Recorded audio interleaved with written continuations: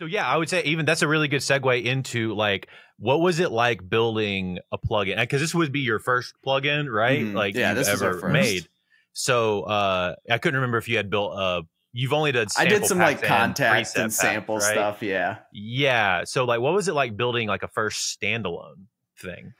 Ooh, I will say it was like a much different process than I ever kind of thought it would be. There was, I think the biggest thing was finding like the right programmer who we knew could like handle the job in terms of like getting the right sounds. Because I mean, as you guys know, there's a ton of companies that do amp sounds, and some are really great, some are like less than desirable, but like in general, the technology is getting really good now. So it was like, if we're going to make something, let's not be like struggling to keep up, but more so like, let's try to do this like as good as we can get it. So we kind of like trialed and worked with a bunch of different people's plugins, and we kind of went to somebody who could do the hardware modeling really, really well. So we worked with Kive, and like now he's working with like Plugin Alliance and stuff, and like a lot of his stuff's getting put over there because his work's getting recognized now. And That's awesome. Kive was really able to like help us get the amp models down, and he also was willing to deal with our flexibility of like all the tweaking, because we didn't have a ton of like, we weren't super involved in the process of like the beginning component modeling. So like getting the first amp down and like putting all the components essentially onto paper in a computer, obviously, but getting like all that original amp model down, we went through that process. And then from there, it was like 6 to 8 months of like then creating the actual plugin and like taking it from essentially just something to feed audio through to then becoming like a full usable plugin. And that was a big thing, is like doing the knobs like by components instead of like, you know, trying to estimate EQs. Like this is exactly how the knob will affect that amp. So like we wanted to make sure that on a component level, like the knobs worked like they should.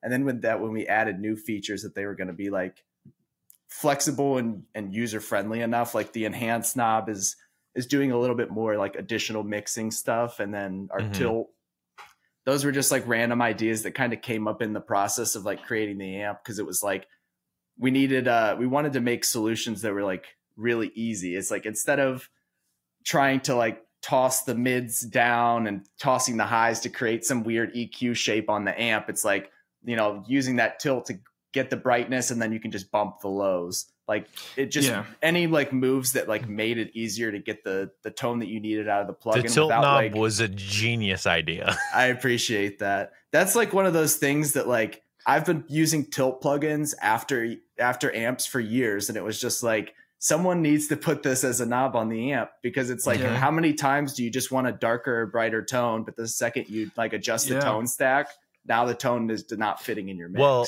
and then like it gives you now what you've done is you've given the ability to automate it inside a mix for like verse versus chorus sections, which is like just so much more unique as far as like tone shaping throughout a song as well, from a mixing standpoint. I love doing that on choruses, bumping the tilt just slightly brighter. Just a little bit. Yeah, that's super smart. Did you guys do any like pre-EQ? Because you were talking about trying out a bunch of different guitars and stuff like that. So we decided we were going to try and mess with that and do some like DI matching level stuff on the amp. And it kind of came down to one of those things where I think it overcomplicated the plugin slightly too much in terms of just like the user experience. Like I think if you want to do that and like that's the route you're going to go, you can definitely like, you could just get one of the plugins that do it. And I think it was more so like, we didn't want to throw in another knob like to confuse people. And like, it was just another step. Cause when you, the plugin or the feature that we opted for was realizing that like most people sucked at getting their input gain correct. So like when we were testing out like and checking out comments on like other amps and seeing like what are the struggles that people have when they're dialing an amp sim, a super big occurrence that we had was like people that just don't know how to get the volume correct in their amp. So we added a button where it's like just chug for 5 seconds and it's going to auto gain your input to like whatever it needs to be to hit the amp properly for all the presets. That's super nice. And something nice. Like I that. I used to use I'm sorry, I keep cutting you're fine. No, I was just saying I used to just something use like Helix. That makes it easy. Yeah. Yeah, no, that makes it so easy because I used to use Helix all the time, and those amp sims are like some of the most finicky amp sims I've ever used whenever it comes to input gain. Like some of them you need to have your input gain way lower. Some of them you have to boost like 10 dB on the front of it just to get it to like sort of sound like the amp. And some of it you redline it the whole way. Yeah, dude. Like it's absurd. Like I always struggled with that. Then I went from them to I used the Friedman sims from Brainworks. Yeah, they make those. Yeah. And those rip and they aren't as finicky, which is nice. But still, a lot of the times it's like I just felt like I was always boosting. More. And that's the thing is like if you have an amp that's like one-to-one modeled, you want it to react properly. So it's like there's like give and take with all of those things, because like the second you name it Friedman, they're like, well, okay, you have to put a bunch of boosting into it to really get the gain to scream on the real thing.